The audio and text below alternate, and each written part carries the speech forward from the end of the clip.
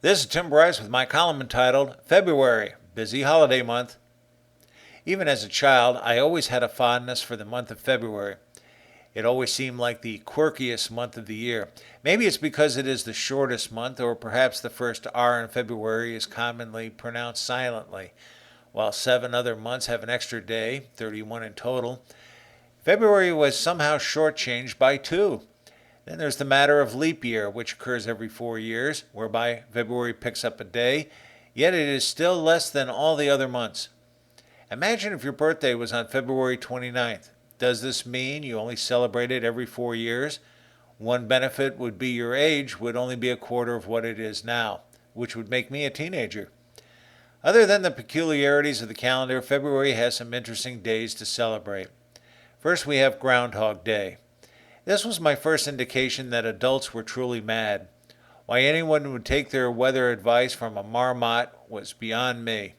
The idea of the arrival of spring was dictated by a groundhog is a bit much, even for a 5-year-old. Yet Americans seem to relish this day every February 2nd. Super Bowl. For years, the Super Bowl was played early in January, shortly after all the college bowl games. Thanks to greedy owners, though, the NFL championship kept getting pushed back until it finally settled on the first Sunday in February. This was probably done to give the players a couple of weeks of rest until the next season begins. As an aside, I'm old enough to remember the first Super Bowl in 1967 between Green Bay and Kansas City.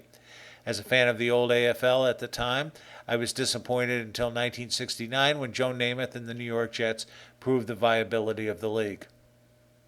Next, we have Valentine's Day.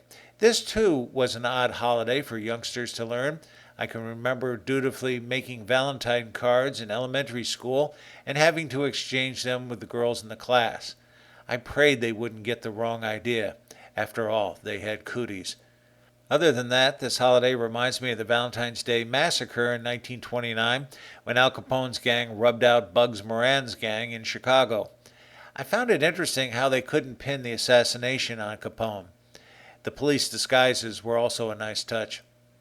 President's Day is celebrated on the third Monday of the month and observes the birth of George Washington, which is February 22nd, and Abraham Lincoln, which is February 12th. This was an important date in grade school as it was used to teach us the significance of both presidents. As young children, we learned about Washington chopping down his father's cherry tree, crossing the Delaware River, surviving Valley Forge, and becoming the father of our country. As for Lincoln, we learned he was an avid reader, a rail splitter, the president during the Civil War, and his assassination.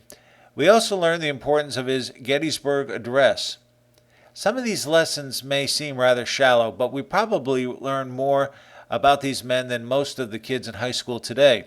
Historians today question the cherry tree story, but it served as an effective lesson in morality. For a short month, we sure stay busy. Friends, keep the faith. This is Tim Bryce of Palm Harbor, Florida. Follow me on the internet at timbryce.com.